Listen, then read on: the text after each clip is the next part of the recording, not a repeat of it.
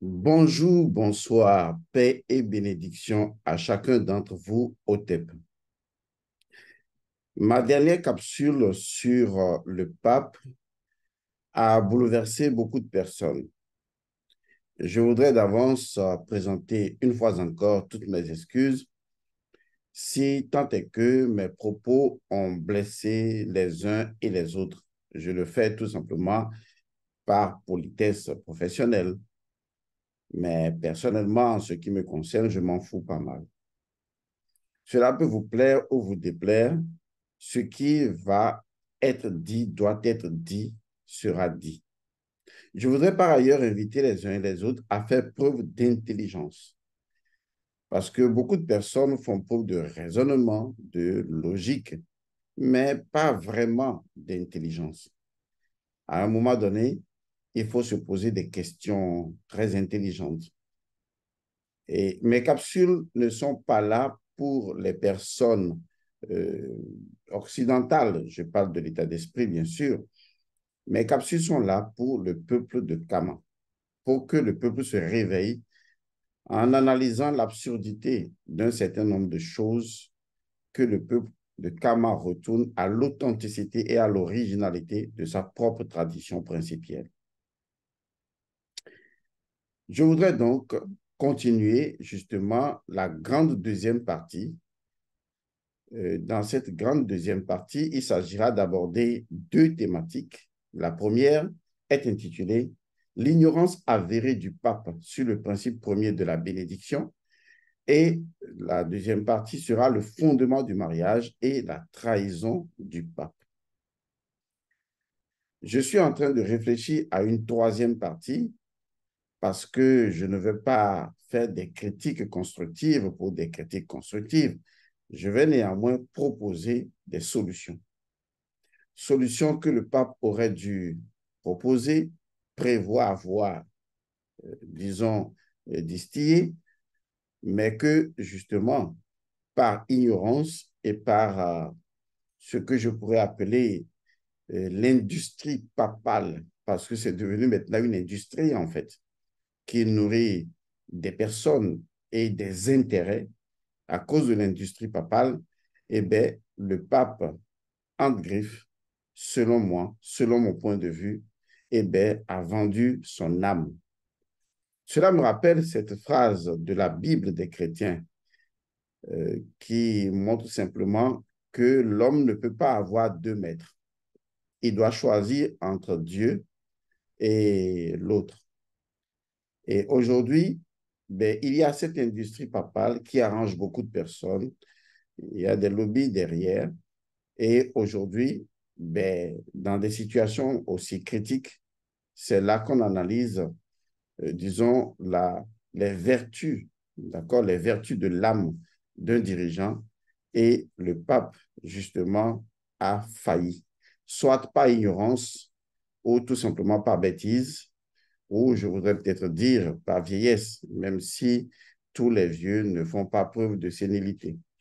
Je ne dis pas que c'est le cas du pape, mais je vais quand même, autant que faire se peut, à travers ses ouailles, lui transmettre le message de la clairvoyance spirituelle, de la spiritualité ancestrale, et cela pourra, à un moment donné, le sortir de son propre péché, en utilisant bien sûr des terminologies qui sont convenables à vous-même.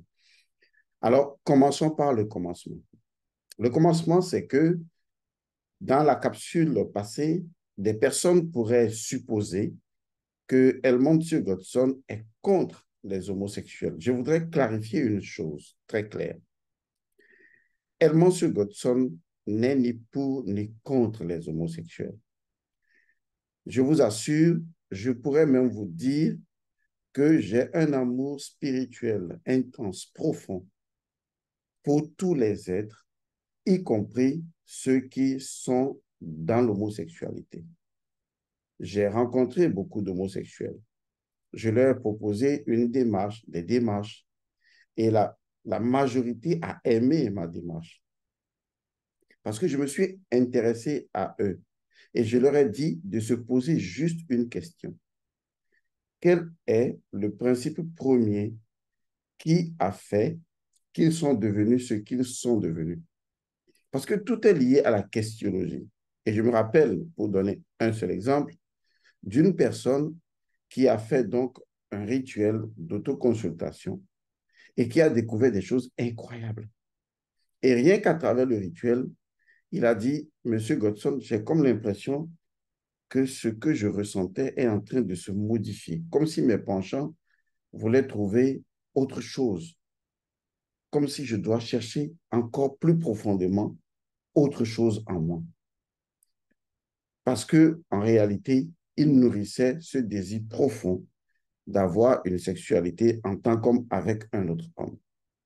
Nous avons bien discuté et aucun homosexuel avec qui j'ai discuté ne pourrait jamais dire que Elmonsur Godson a fait preuve de mépris ou d'arrogance ou même d'injure à leur niveau.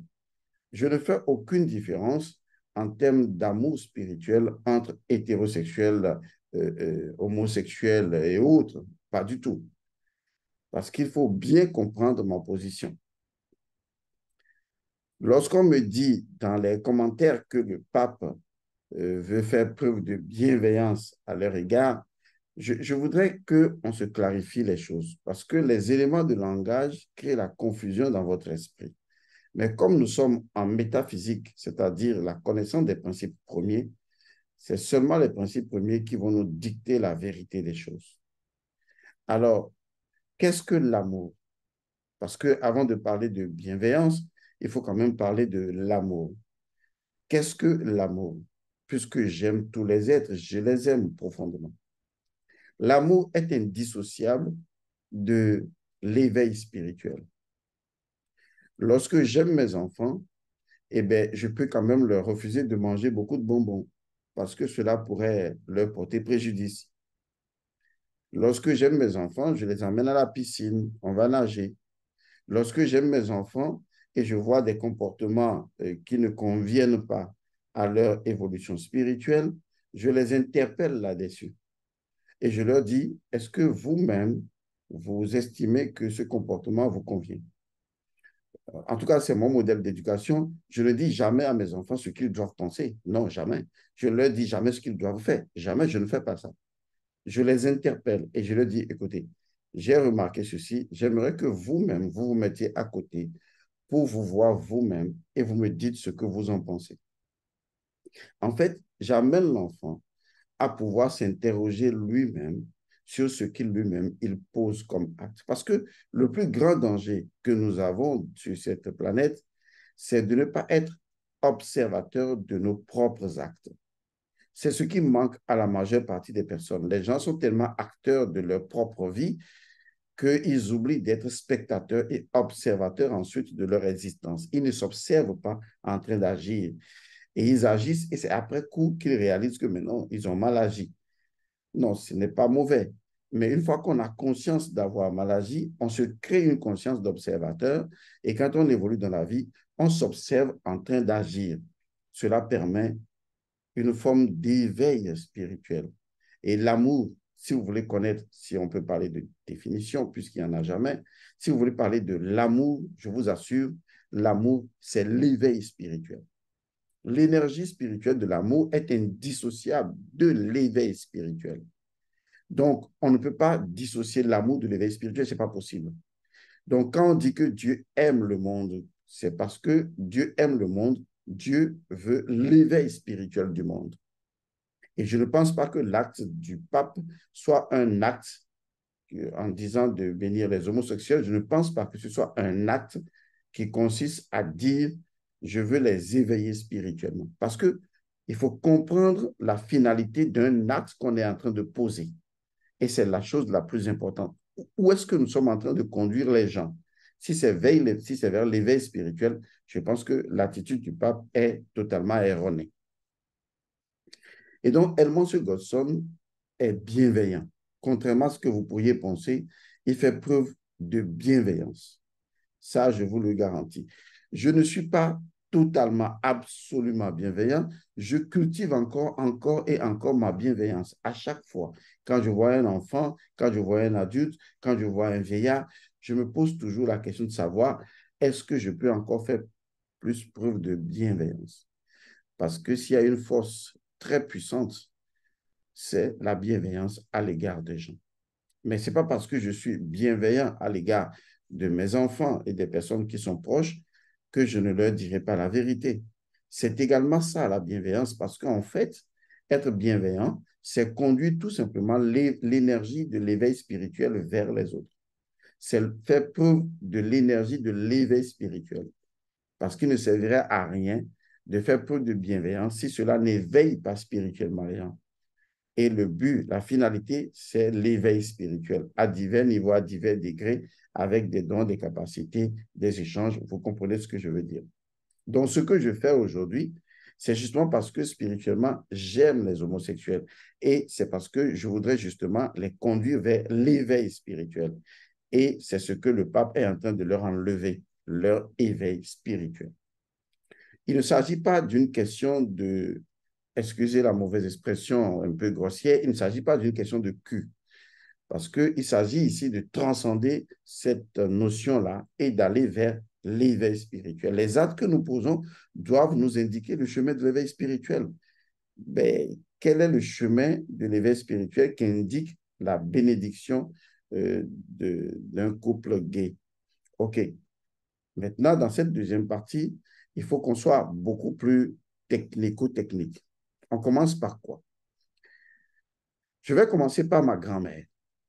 J'ai toujours considéré ma grand-mère comme une grande initiée. C'est ce qu'elle fut pour moi vraiment parce qu'elle m'a énormément guidé. La grande partie de ce que je suis devenu aujourd'hui, je la dois à ma grand-mère. À ma grand-mère parce que ma grand-mère avait compris une chose simple, que même des intellectuels aujourd'hui calés n'arrivent pas à comprendre. J'en ai vu dans les commentaires. Ma grand-mère avait compris que ce sont les mythes, les légendes qui forgent la conscience quantique de l'individu et qui indiquent le choix qu'il doit faire dans cette conscience pour créer sa propre éthique. Vous avez bien compris. Sinon, réembobinez et réécoutez. Je vais vous l'expliquer de façon simple. L'éthique crée en nous une intuition pour que nos idées puissent être constructives par notre mental, pour notre mental. À travers l'éthique qui vient de notre identité, l'individu se construit une ligne de conduite, c'est-à-dire une ligne de la Mahat. Ma grand-mère était une génie. Elle me racontait pratiquement les mêmes histoires sous plusieurs versions. Et c'est beaucoup plus tard que j'ai compris que toutes les versions de l'histoire, c'était justement pour me permettre d'être bienveillant. Et toutes les versions de l'histoire étaient liées à Seth et Horus. Mais elle ne parlait pas de Seth, elle ne parlait pas d'Horus. Mais de quoi parlait-elle? Elle me racontait toujours la même sempiternelle histoire sous des versions différentes. Un exemple d'histoire. Ma grand-mère me disait, mon fils, je vais te conter une histoire. Voici un jeune homme qui est avec sa mère et qui, quand sa mère lui parle, il écoute.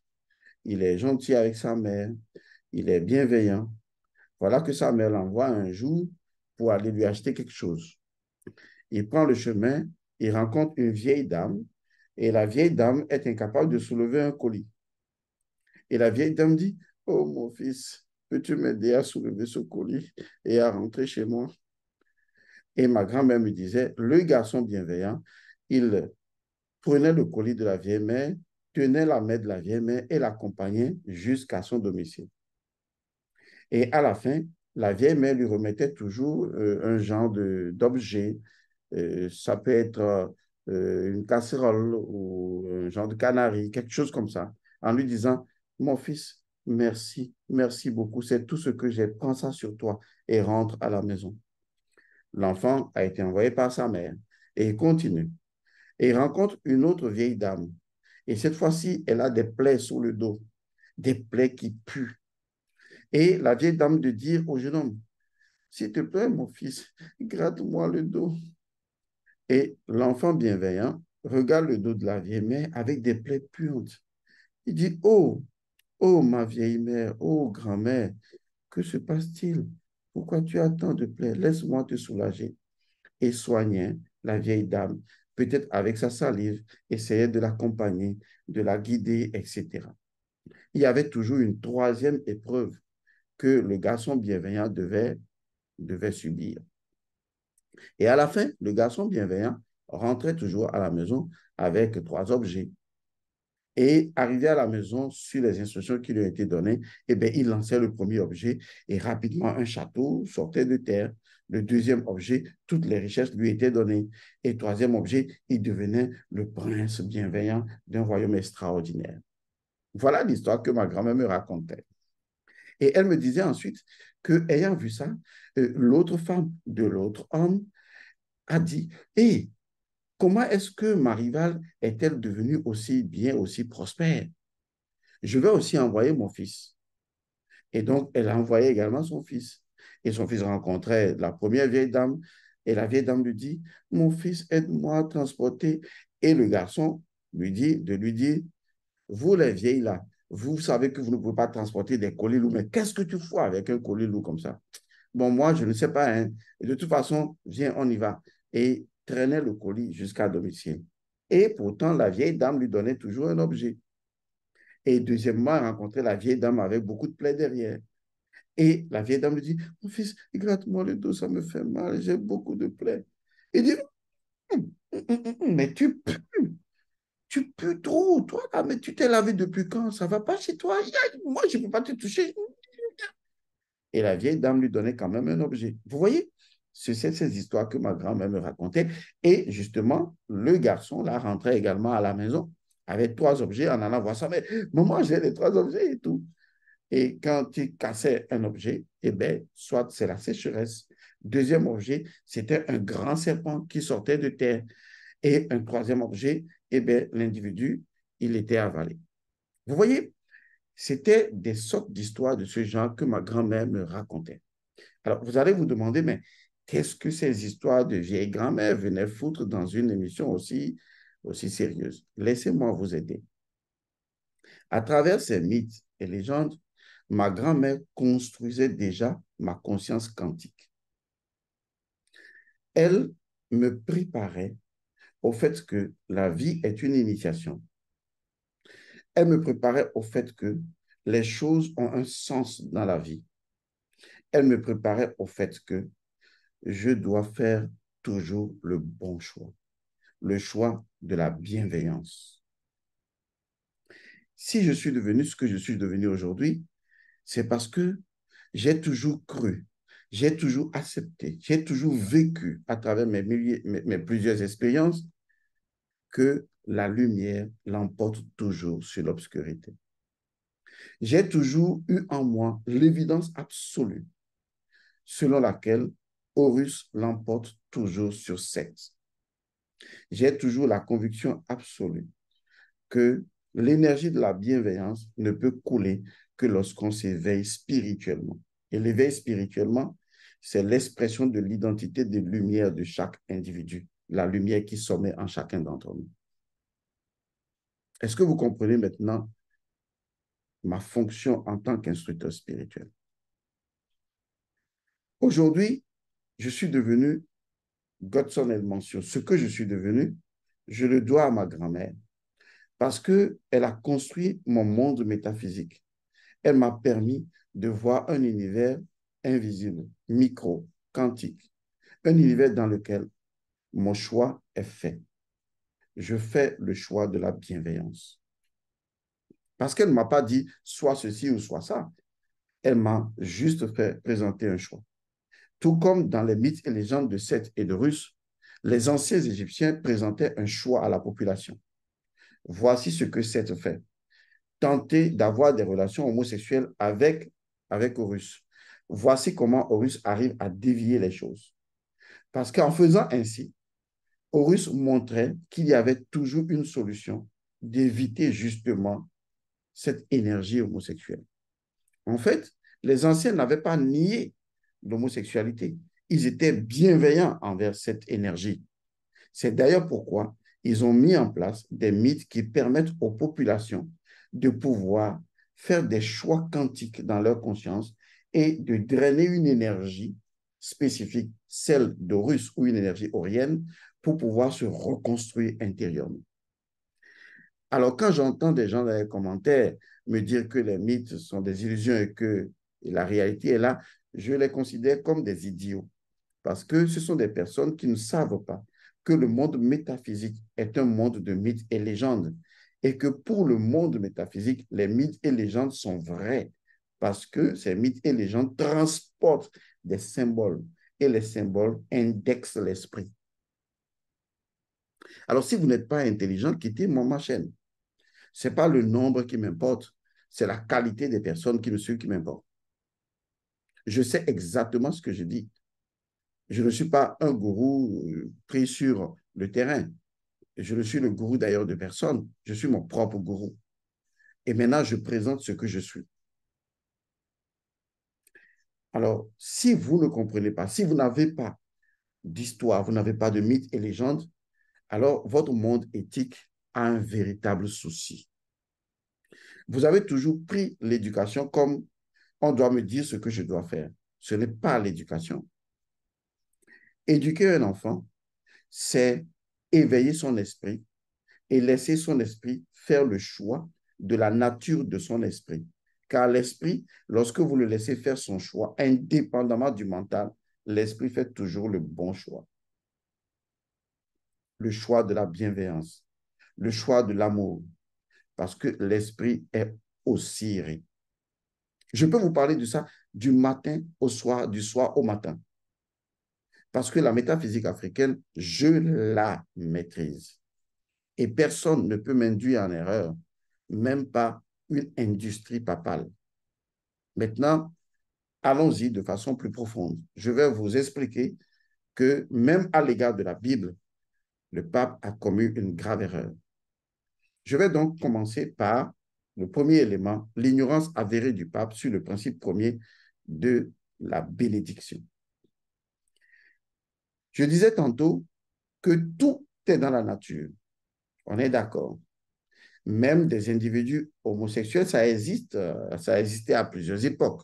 Ce n'est pas seulement à notre époque. Tout existe dans la nature. Partons d'un exemple trivial. Votre enfant veut passer un examen. OK? Votre enfant veut passer un examen. L'enfant attend de vous une bénédiction. Est-ce que c'est clair? OK. Vous voulez bénir l'enfant. Quand vous allez vouloir bénir l'enfant, vous allez bénir l'enfant pour que l'enfant réussisse son examen. Vous n'allez pas bénir l'enfant pour que l'enfant échoue. On est d'accord. Maintenant, prenons l'hypothèse selon laquelle l'enfant est allé à l'examen et pas de bol, il a échoué. Alors, je ne vois aucun parent qui vient bénir son enfant dans son échec, c'est-à-dire il bénit l'enfant de l'échec. Il apporte à l'enfant la bénédiction de l'échec.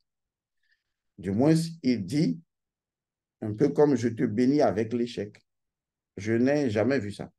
Et peut-être vous m'apprendrez cela, je ne sais pas le faire.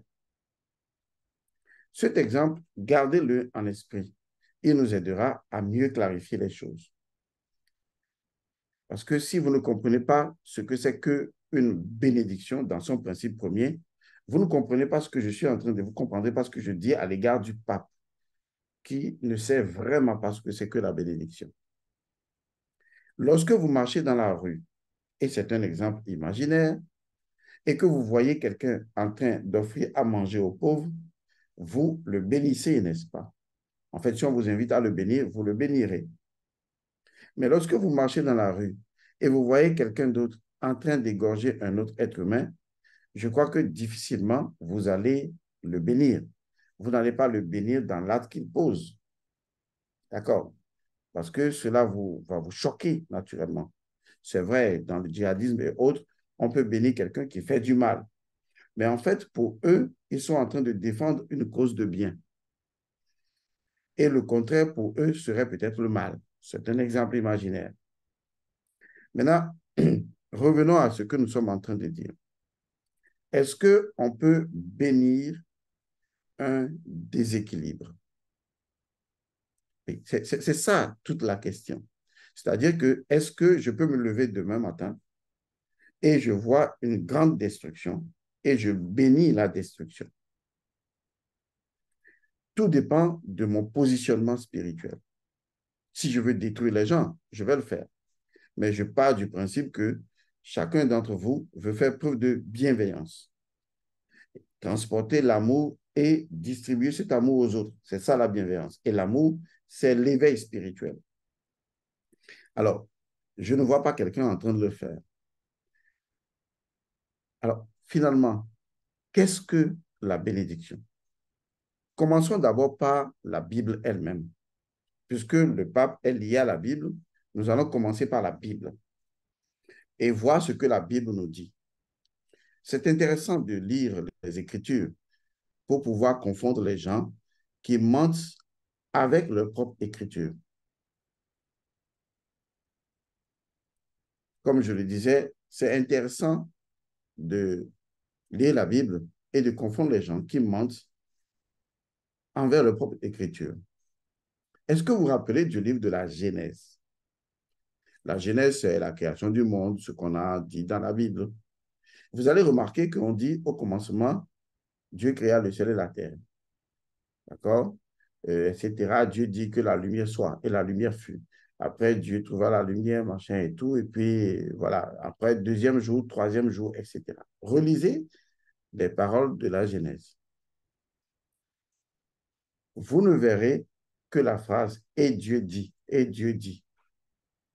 Mais arrivé au sixième jour de la création, et je vais vous lire ça, le sixième jour de la création, voici ce que Dieu dit. On va lire ça ensemble. Donc, on nous a dit que au cinquième jour, Dieu a créé toutes les autres choses. Et maintenant, sixième jour. Bien, Dieu fit les bêtes sauvages selon leur espèce, les bestiaux selon leur espèce, et toutes les bestioles du sol selon leur espèce. Et Dieu vit que cela était bon. Vous voyez, cette phrase revient. Genèse 1, 26 maintenant. Voici ce que Dieu dit. Dieu dit, faisons l'homme à notre image, comme notre ressemblance, et qu'il domine sur les poissons de la mer, les oiseaux du ciel, les bestiaux, toutes les bêtes sauvages et toutes les bestioles qui rampent sur la terre. Suivez bien.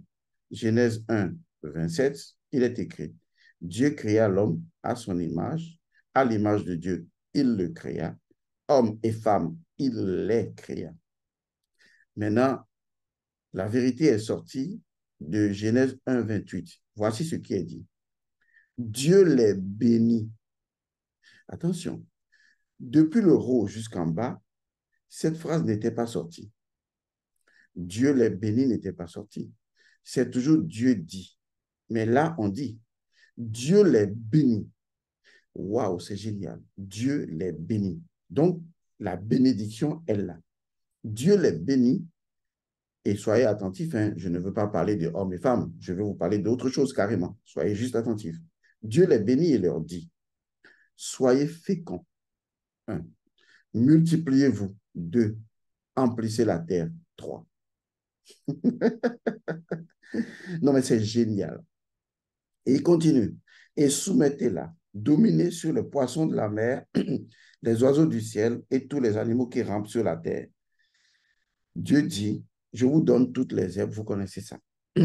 Donc, je répète la phrase. Dieu les bénit et leur dit, soyez féconds, multipliez-vous, emplissez la terre.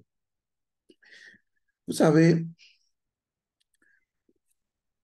les gens ont beau dire qu'ils ont fait des études de la Bible, mais si vous n'avez aucune connaissance de la métaphysique traditionnelle de base, vous allez vous fourvoyer. Parce qu'il y a un langage ésotérique qui est mis en œuvre dans la Bible. Dieu les bénit et dit. En fait, la bénédiction contient 3 grandes énergies. Elle peut contenir plus, parce que 3 d'abord et 4 ensuite. Je vous l'expliquerai. La première énergie, c'est celle de la fécondité.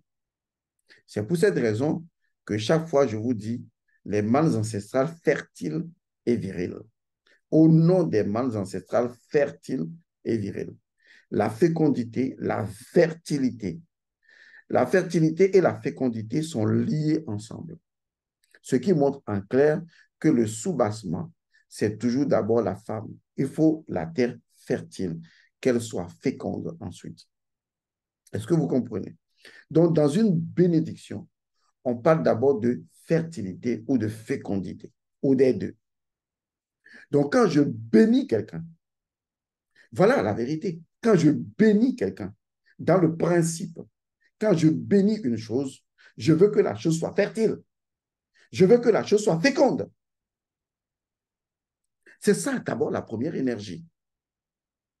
Jusque-là, ce n'est pas moi qui le dis, c'est votre Bible, des chrétiens à vous qui le dit. Donc, quand je bénis une chose, quand je bénis mon fils, quand je bénis ma fille, quand je bénis ma femme, quand je bénis mon mari, quand je bénis mon père, quand mon père me bénit, quand ma mère me bénit, quand je bénis ma mère, premièrement, je veux exprimer de la fertilité, la fécondité de quelque chose.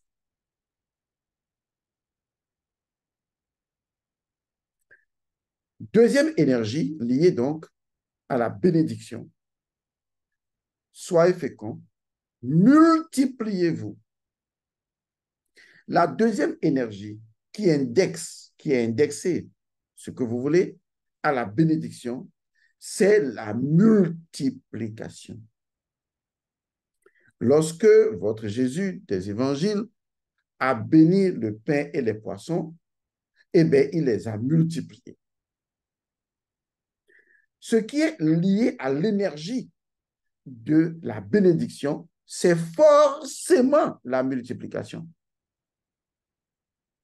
Ça veut dire que si je bénis une chose, je veux que la chose soit éternellement, en permanence féconde, donc que la chose ne se perde pas, que la chose soit fertile, et je veux que la chose se multiplie. Pape François, tu me racontes quoi là? Et tu me dis que tu sais bénir. Parce que là, nous parlons de bénédiction. Il s'agit d'un rituel très important. Or, ritualiser une chose, c'est faire sortir la lumière propre à cette chose. C'est ça, un rituel. Un rituel, c'est faire sortir la lumière propre à une chose.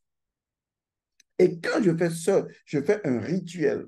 Quand je fais une cérémonie, c'est-à-dire j'extirpe, je fais mouvoir le principe mana, la mana ou le mana, les deux se disent, l'énergie du cas d'une chose, je suis dans un processus de cérémonie.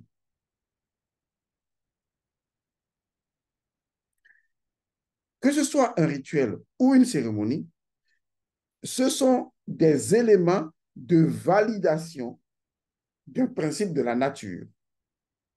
Donc, écoutez-moi bien. Ne soyez pas des imbéciles. Écoutez-moi très bien. Des choses peuvent être dans la nature. Dans la nature, il y a le plus, le moins, le bien, le mal, le haut, le bas. Tout est dans la nature. Mais je choisis de faire un rituel et une cérémonie par rapport à une chose. C'est différent. Soit je laisse la chose telle qu'elle est et je ne me contente que de ce que je veux ritualiser en bénédiction, soit, eh bien, je vais tout simplement dénoncer la chose. Par exemple, lorsque certains États américains prennent un décret de pouvoir autorisant l'avortement, ça veut dire qu'ils ont conféré par un rituel politique, social ou tout ce que vous voulez, quand même une décision. Ils ont conféré un rituel, pas un rituel, une cérémonie symbolique. Ils ont conféré à l'avortement l'autorisation officielle d'être une énergie au sein de la société. Ça ne veut pas dire que l'avortement n'existait pas. Mais il y a une différence entre la chose dans son existence propre et la ritualisation apportée à la chose dans une perspective d'interaction avec elle. C'est là que votre ignorance doit s'arrêter et que votre connaissance doit commencer.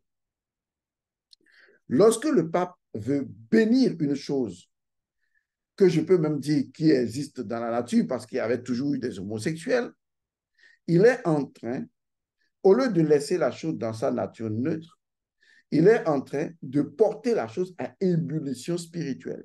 C'est-à-dire, il est en train de ritualiser la chose de façon spirituellement officielle, de lui donner une cérémonie et de créer une interaction puissante au sein de l'égrégore social, en fait de l'Église, et pas de moi.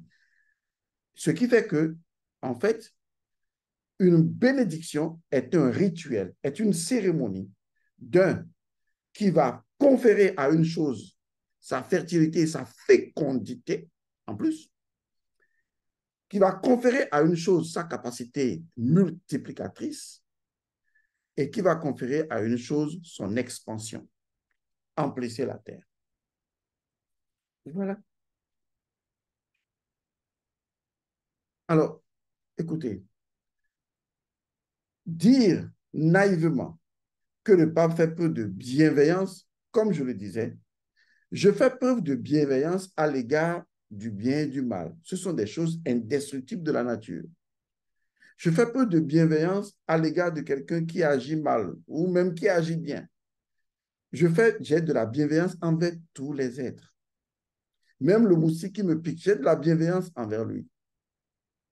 Mais ce n'est pas pour autant que je vais faire un rituel, une cérémonie pour créer une interaction de fécondité, de multiplication et d'expansion de cette chose. À moins que c'est ce que je veux. À moins que ça fasse partie d'un dessein que je mets en œuvre.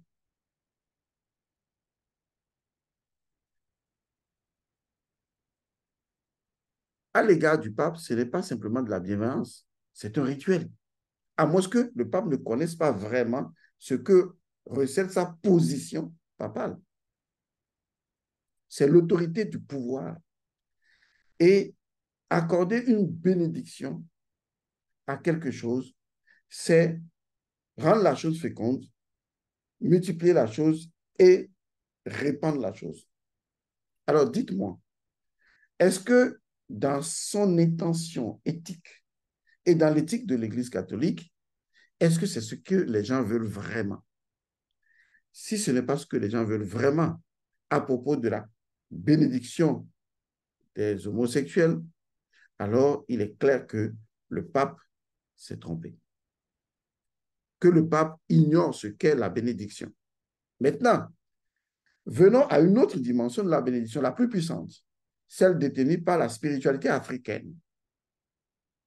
Parce que lorsqu'on reste dans la dimension occidentale de la spiritualité, on se fourvoie énormément. Parce que les gens croient, et c'est ça la bêtise humaine, les gens croient que le pape a de lui-même, comme toute autorité, et pas seulement le pape, a vraiment un pouvoir de bénédiction sur les choses. Bon, je vais vous expliquer clairement. Tout ce qui existe dans la nature, tout ce qui se meut dans la nature, se meut dans l'énergie de sa propre bénédiction. Qu'est-ce que la bénédiction? Une bénédiction, c'est une bonne diction, une diction belle, une diction bien, une diction bonne. C'est bien dire les choses. C'est l'action de bien dire les choses. Mais qu'est-ce que ça veut dire, bien dire les choses? Pour les anciens Égyptiens, bien dire une chose, c'est différent de dire une chose. Bénédire une chose commence d'abord par la connaissance du principe premier de la chose. Parce que comment tu peux bénédire quelque chose sur moi alors que tu n'as pas accès à mon principe premier? Dans les panégyriques, il y a énormément de bénédictions. Et dans les bénédictions des panégyriques, lié à une divinité, on vient dire, par rapport au principe premier de la divinité, on vient dire les choses que la divinité est capable de produire. En résumé, il n'y a pas de bénédiction tant que cette bénédiction n'est pas indexée au principe premier de la chose dont on parle pour que la loi et les faits incarnent cette bénédiction. Vous vous rappelez de la trilogie métaphysique, le principe, la loi et le fait. Alors, lorsque je prends par exemple, disons, une situation dans la vie, je prends n'importe quelle situation ou un objet, un arbre et tout, que je veux bénir la chose. Je veux bénédire la chose, faire une diction bonne sur la chose. C'est-à-dire permettre à la chose de révéler la propre lumière intérieure qui lui appartient. Car chaque chose porte sa propre bénédiction.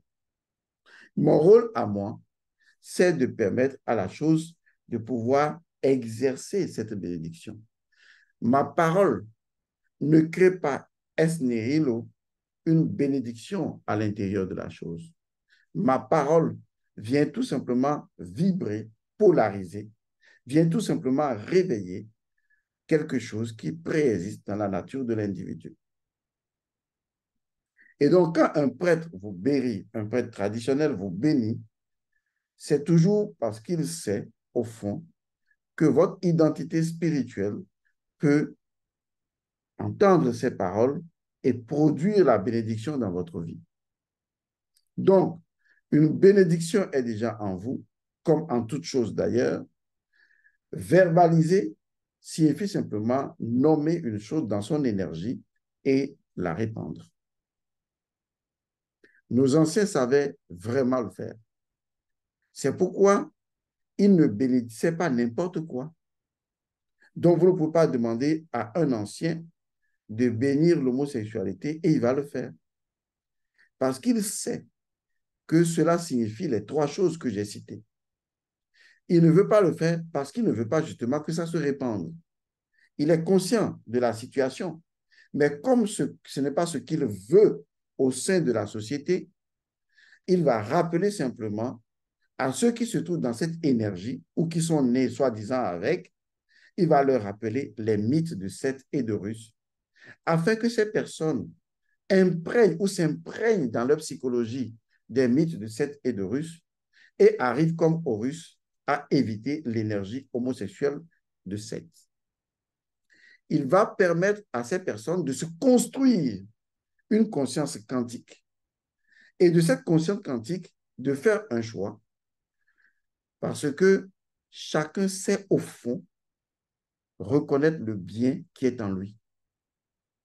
C'est pourquoi dans la spiritualité ancestrale, on n'enseigne pas le bien. Le bien ne s'enseigne pas. C'est dans la culture occidentale que quelqu'un croit détenir le bien et il vous l'enseigne. Dans la tradition spirituelle africaine, le sage vous conduit à prendre conscience vous-même du bien au fond de vous. Et il est rassuré, il est certain que demeure en vous de façon permanente et éternelle la renaissance d'Osiris et la victoire de Horus. Il sait que chacun est fondamentalement, intrinsèquement, spirituellement bon. Et c'est à cette dimension qu'il fait appel. Lorsqu'il invente les mythes et légendes, il veut que transcendant ton mental qui est cyclocyclique et qui a déjà des perversions, il veut que tu réveilles en toi une dimension symbolique, une dimension proto-spirituelle qui te permet justement de faire jaillir la lumière de ton esprit. L'esprit est notre identité véritable. L'esprit est Osiris et Osiris est éternellement bon. C'est ça l'un des noms de Dieu, Osiris.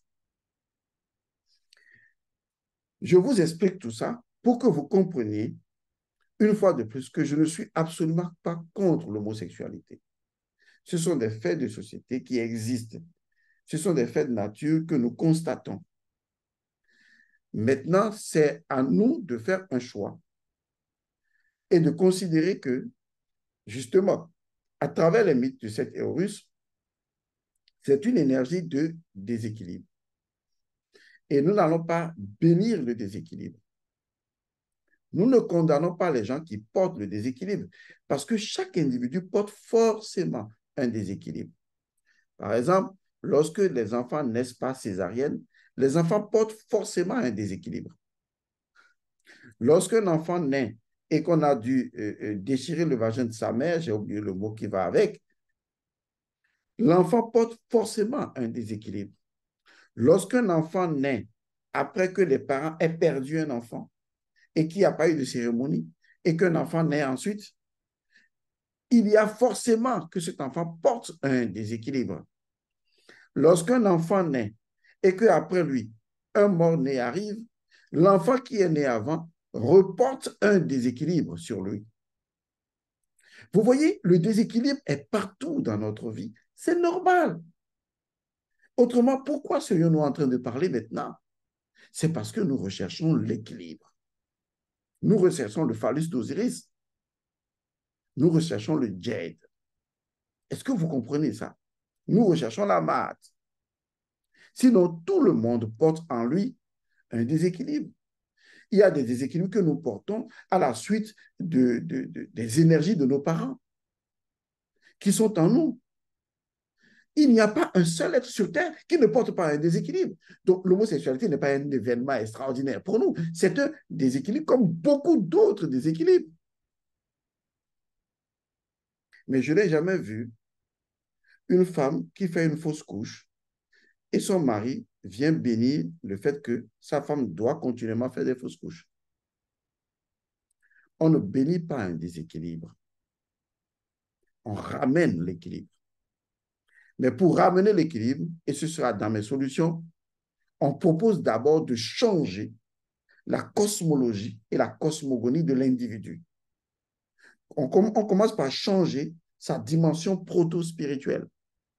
On commence par changer les mythes et légendes qui nourrissent les choix qu'il fait dans l'existence.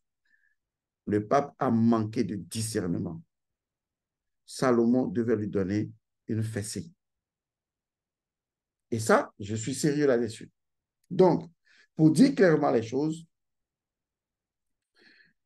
bénir, c'est rendre fécond, multiplier et répandre.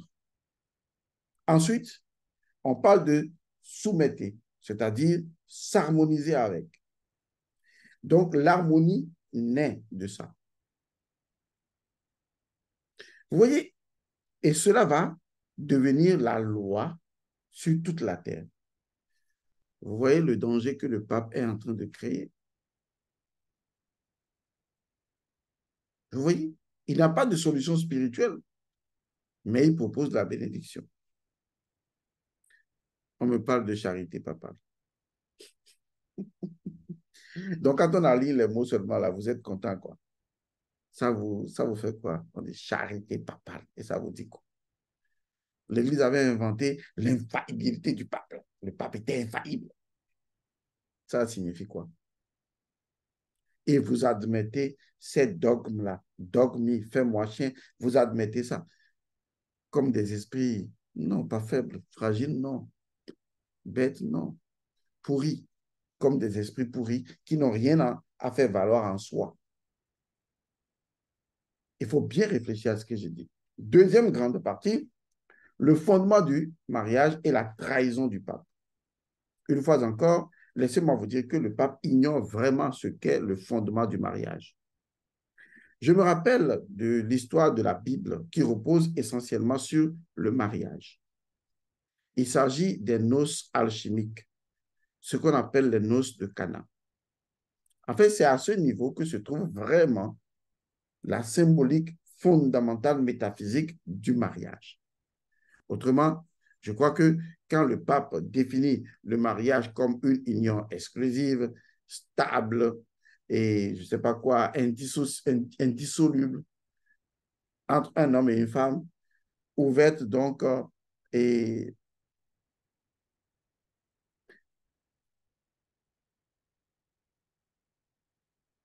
entre un homme et une femme ouverte, donc, et comme on appelle, à la procréation. Je me demande même, est-ce que le pape sait ce que c'est que le mariage? Je ne pense pas.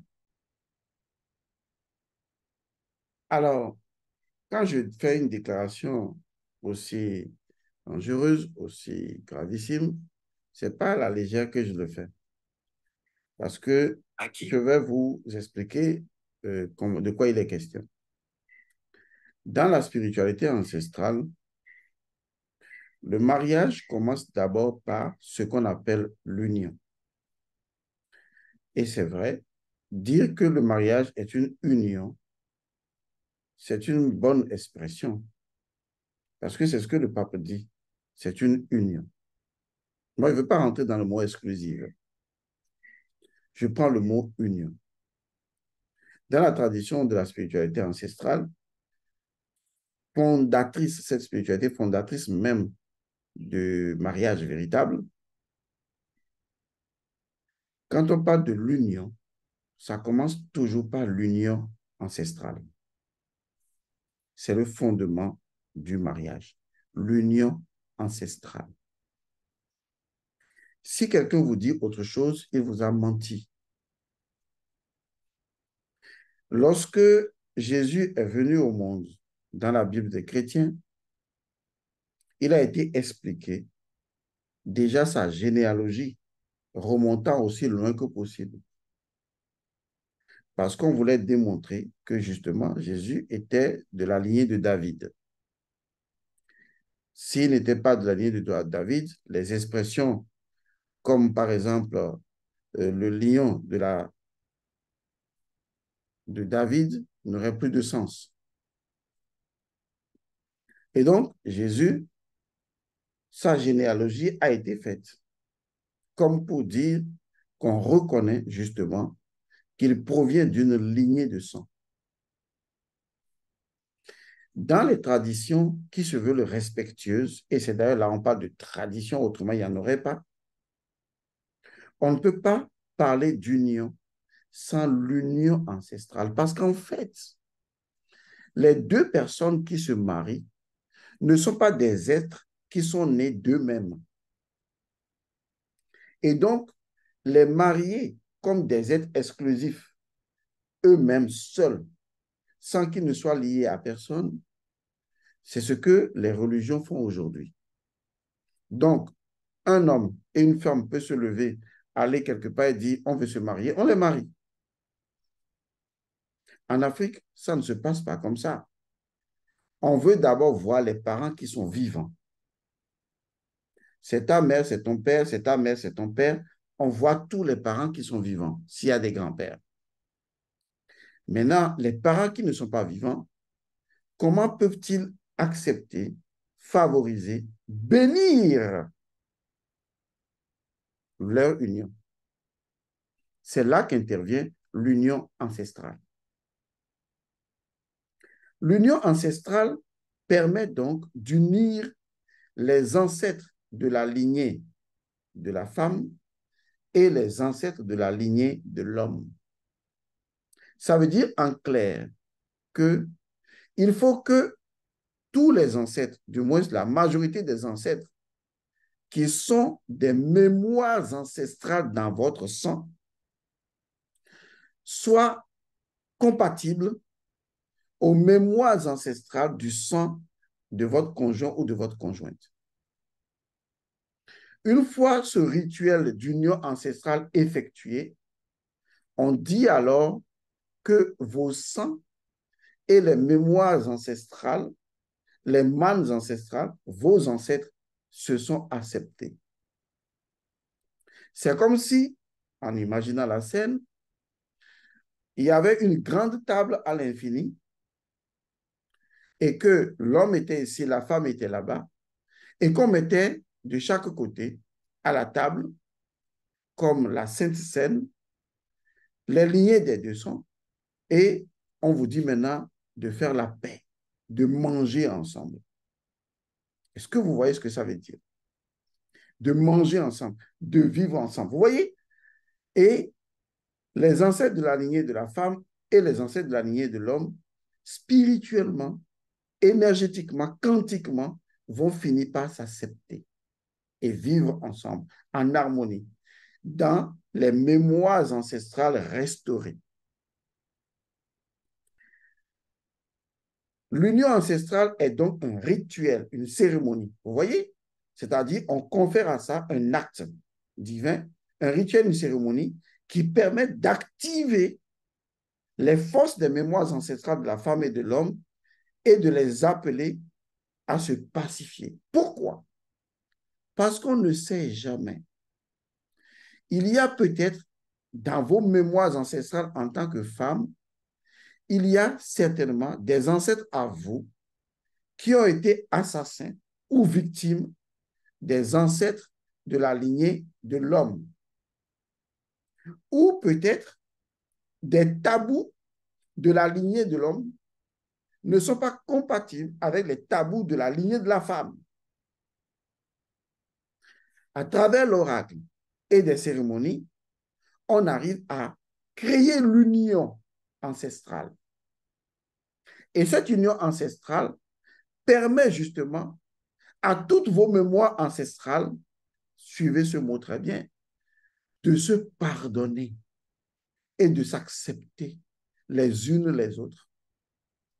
Le danger, lorsqu'il n'y a pas union ancestrale, comme par exemple entre une Africaine et un Blanc, c'est que les mémoires ancestrales du Blanc, si ses ancêtres ont été assassins des mémoires ancestrales de l'Africaine, c'est que au niveau psychologique des enfants qui vont naître, il va y avoir un conflit psychologique, un conflit identitaire.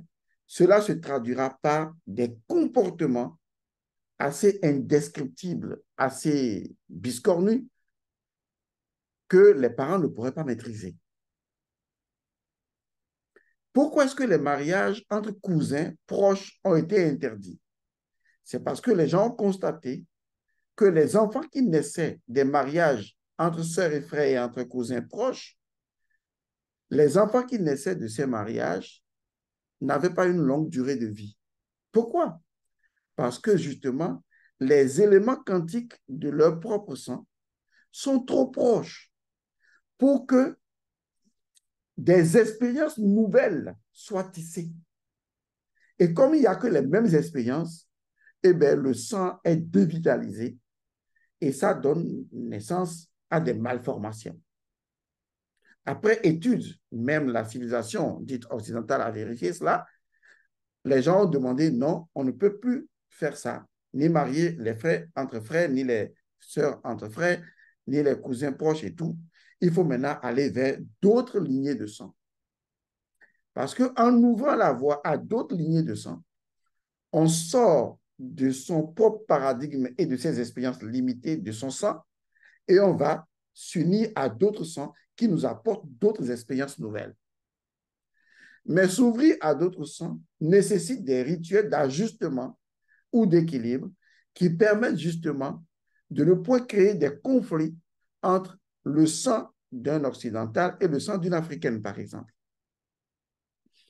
Je donne cet exemple parce que les enfants métis, qui sont les enfants du milieu, sont des enfants de l'instabilité. Surtout si des rituels n'ont pas été exécutés avant que les parents les mettent au monde et si des rituels ne sont pas faits à leur naissance. Vous voyez donc le pouvoir du sang. C'est pour cette raison que les anciens avaient mis en place l'union ancestrale pour que les pouvoirs du sang soient pacifiés, les entités du sang soient pacifiées. Lisez mon livre intitulé « La vérité du sang » et vous comprendrez. Donc l'union ancestrale est obligatoire. Aujourd'hui, l'Église catholique au Bénin et je crois au Togo, l'Église catholique a officiellement reconnu avoir échoué dans le mariage et qu'à partir de maintenant, si l'homme et la femme ne sont pas passés par le mariage traditionnel et la dot, l'Église refuse de les marier. Est-ce que vous ne trouvez pas ça extraordinaire? Ça veut dire qu'après avoir marié des gens plusieurs fois et avoir vu des catastrophes, des femmes qui n'arrivaient pas à faire d'enfants et tout ça, alors qu'on a dit que Dieu est puissant et les a bénis, ils ont oublié les ancêtres. L'Église a officiellement reconnu que aujourd'hui, si vous voulez vous marier au Bénin, vous devez d'abord aller faire le mariage traditionnel. Vous venez montrer ça au prêtre avant que le prêtre ne vous marie. Parce qu'à la suite de l'union ancestrale, on fait la dot. Mais l'union ancestrale est prioritaire. Ceux qui ne sont pas passés par l'union ancestrale et qui sont allés directement à la dot auront encore des problèmes. Parce que l'union ancestrale est une union de sang pour pacifier les divinités, les entités, parce que nous avons des divinités. Vous avez des divinités. Il faut les pacifier. Il faut les amener à la réconciliation, à Sema, Tawi et à Otep. C'est ça l'union ancestrale. Donc, quand le pape dit Maya est une union, est-ce qu'il sait de quoi il parle? C'est d'abord une union ancestrale entre tous vos ancêtres et mes ancêtres, entre vos défunts et mes défunts. Parce qu'en Afrique, les morts ne sont pas morts. Ils vivent dans la nature, ils sont dans l'eau, ils sont dans le feu, ils sont dans tout ce qui nous entoure. Ils sont en vous, ils sont dans la nourriture que vous mangez. Vous ne pouvez pas les éviter. Et pourquoi vous ne voulez pas les amener à une union ancestrale? Vous me parlez de quoi? Et vous allez me dire que vous connaissez? Je suis désolé. Je ne suis pas arrogant et je ne prétends pas connaître la totalité de savoir, mais le peu que je connais, je le connais. Et je préfère connaître le peu que de connaître tout. Et le peu que je connais, je le maîtrise et je le partage. Et si chacun connaissait le peu qu'il connaît, vraiment le peu qu'il connaît, et qu'il le partageait, ben le monde serait bien. Donc, voilà ce que c'est que le mariage. Donc, si le pape dit maintenant qu'on ne les marie pas, mais on les bénit, vous avez compris déjà à ce niveau, mais qu'on ne les marie pas, le pape a tort. Le pape a trahi le mariage. Parce que en bénissant les personnes homosexuelles, vous êtes en train justement de favoriser leur union. Puisque dans la bénédiction, il y a la fécondité. Vous voulez que ce qu'ils font soit fécond. Il y a l'union. Vous ne leur dites pas, je vous propose une solution d'éveil spirituel qui vous transforme. Vous leur dites, ce que vous faites, c'est bien. Je veux garantir que même c'est bien, continuer. Et en fait, je ne dis pas que c'est mal. Je dis simplement que lorsque je suis homosexuel, je dois me poser la question de savoir quel est le principe premier qui m'a amené à être comme ça. Pour être sûr que je suis comme ça, vraiment intrinsèquement, et non par déséquilibre, et non par autre chose. Je peux vous faire une démonstration qui va durer des heures de l'origine de l'homosexualité. Vous trouverez ça dans une de mes capsules. Car j'ai dit que l'homosexualité est née de l'échec de l'hétérosexualité. C'est parce que l'hétérosexualité a échoué dans sa dimension principale que l'homosexualité est née. J'ai déjà expliqué ça plusieurs fois. Donc, la trahison du pape à l'institution du mariage vient du fait que le sens profond du mariage, qui est relié aux ancêtres, est un sens qui ne se mérite que dans l'interaction constructive entre une force qu'on appelle le flux et une force qu'on appelle le reflux. Autrement, il n'y aurait même pas d'ancêtres. Parce que le principe premier des ancêtres, ce qui fait les ancêtres et ce qui continue les ancêtres, c'est la loi de polarité. Ou, si vous le souhaitez, la loi de gémellité cosmique. C'est pourquoi Atum a donné naissance à Chou et Tefnut, qui ont donné naissance à Nut et Geb. Vous voyez? Et ça évolue comme ça. Osiris, Isis. Voilà de quoi il est question. il faut maintenant questionner un déséquilibre pour savoir pourquoi es-tu là. C'est ce que l'Église a manqué de faire. Je ne suis pas là pour que mes propos vous plaisent. Je suis là pour que vous soyez éveillés. Je ne vous dis pas, prenez ce que j'enseigne. Je vous dis, écoutez, entendez, éveillez-vous. C'est tout. Je ne vous demande pas de me suivre. Je vous demande d'être conscient. Osez poser les bonnes questions. Et si vous ne savez pas, allez vers la connaissance. Je voudrais remercier toutes les autres personnes qui ont apprécié la première capsule. Mais vraiment, mon intention, c'est de permettre à tous les Africains de retourner à leur identité principielle. Ça ne veut pas dire que vous n'allez pas peut-être suivre les autres religions. Vous pouvez les suivre, mais uniquement par curiosité spirituelle. Et non pas le fait de changer votre identité en une autre identité, en adoptant un cultuel différent de votre propre cultuel intérieur. Et c'est à vous de voir. Moi, je ne vous force en rien. Si vous voulez vivre dans le mental, c'est votre problème. Et si vous voulez vivre dans le cœur, c'est également vous qui déciderez. Maintenant, vous avez compris. Nous allons faire une troisième partie. Cette troisième partie, je vais proposer une solution pour le pape. Parce qu'apparemment, il n'en avait pas. Et donc, il a dû suivre l'industrie papale. Je vais lui proposer une solution. Et proposer également la même solution à l'Église catholique.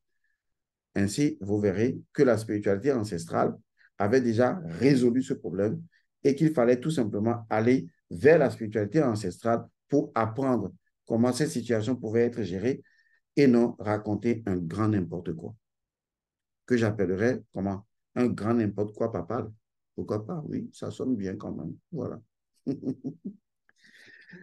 Je vous remercie d'avoir suivi cette capsule. Je vous dis à bientôt pour la troisième grande partie. Paix et bénédiction à vous.